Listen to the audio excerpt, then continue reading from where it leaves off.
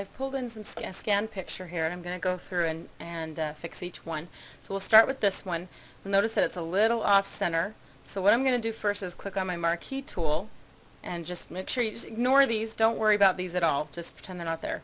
We're just doing this first. So I'm going to do my marquee tool, hold down Control T, and then I can just move it a little bit so it's a little even with this line up here and press enter. Now notice that when I did that, I put it on the corner here. It's a two-sided diagonal arrow, but when I go a little further out, it gives me that ability to turn the picture. Okay. Then I'm going to go to my crop and crop the picture how I want it, and I'm going to save it. Save as, I'm going to call this one Cake, and click OK. Oh no, I lost my other two pictures. Well, that's not a problem because I have my history panel here. If you don't have it, go to Windows and pull up History. Okay. I'm just going to go back in time to the very beginning when I first opened this document.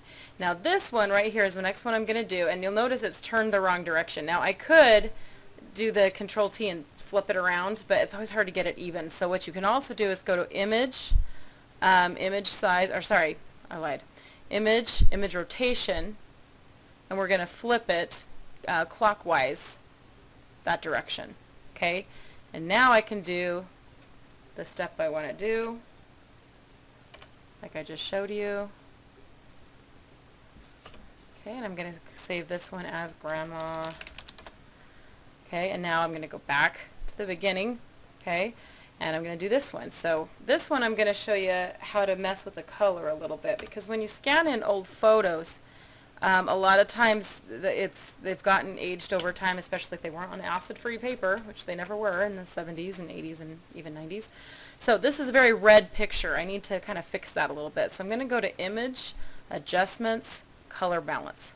And this just allows me, since there's so much red, I'm going to take the red out by adding a little bit of more of this cyan color. Okay, and I can kind of mess with it this way. Now that's just the midtones though. I can also click on shadows and see what that does, how that fixes the problem. This particular picture looks great if I change it to highlights. Really gets that color out. So you can mess with it a little bit and get, make your pictures a little less colored and detailed. Now, if that's all I want to do, I can just save it and call it good. But let's say I wanted to email this picture to somebody, or I want to put it on my blog or something.